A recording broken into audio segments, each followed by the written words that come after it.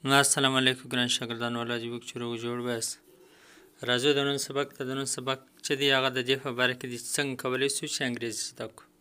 که تاسو غواړئ چې انګریزي زده کړئ نو ستاسو دپاره دا ویډیو بیخي ډېره زیاته مهمه ده. ویډیو تر پایه راسره وګورئ که تاسو د انګریزي زده کوونکي یاست. په ټوله کیسه باندې طریقه باندې سر خلاص کړئ. دلته به اوس زه تاسو ته دا در وښیم چې انګریزي څنګه زده کېږي.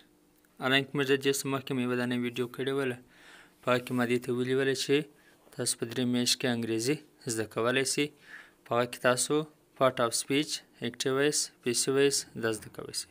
خو دلته دا خبره کوو چې ګریمر وکیبلري زده کول لازمي دي که ګریمر، که دواړه لازمي دي، که دغه رایټینګ، ریډینګ، لیسنینګ، سپیکینګ. په دې خبره باندې به زه ستاسې پر اثر در خلاصوم. نو په تېر ویډیو کې موږ دا ویلي چې په هغه کې پارټ آف سپیچ، اکټیو وایس، پیسیو وایس هغه دا ول هغه شیان خو لازمي دي.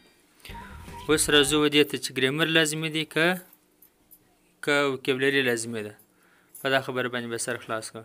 که څوک وایي چې یا ګریمر، نو موږ بیا وایو چې که چیرې ته ګریمر دې زده یي، رولز دې زده یي او دا دغه وکړې، که دې ګریمر زده یي نو بیا دې الفاظ نه یې زده، نو بیا خو معنا نه لري. که څوک وایي چې یا خالي الفاظ، موږ وایو که چیرې ستا الفاظ وکیبلري زده یي نو که ستا ګریمر نه یې زده، ته الفاظ څنګه سره جوړوې؟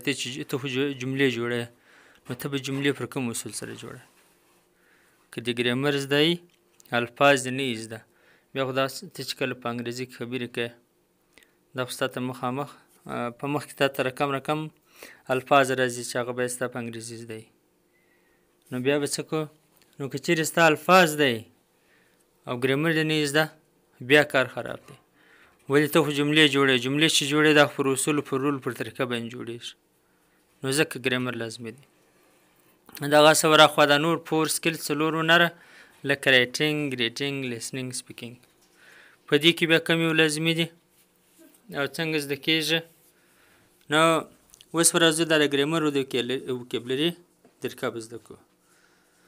په ګریمر او وکیبلري کې دا مسله به دلته دا حل کړو چې ګریمر او وکیبلري دواړه لازمي دي.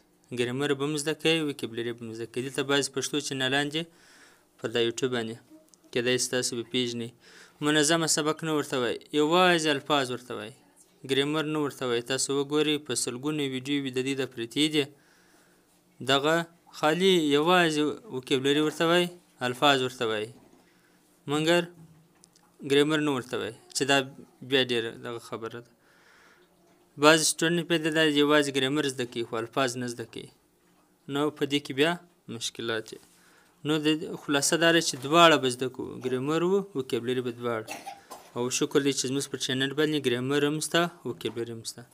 تاسو وګورئ ما پارټ آف سپیچ، ټینسونه، دا ټول وکیبلري، سینټنسز، دا ټول مې درته لیکلي دي پر چینل باندې پراته دي او نور هم پسې روان دي.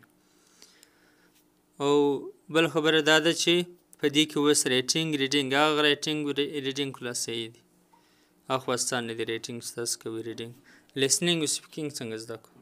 دا بیا خپل پریکټس غواړي چې سپیکینګ چې دی هغه په سپیکینګ زده کېږي، لیسنینګ په لیسنینګ.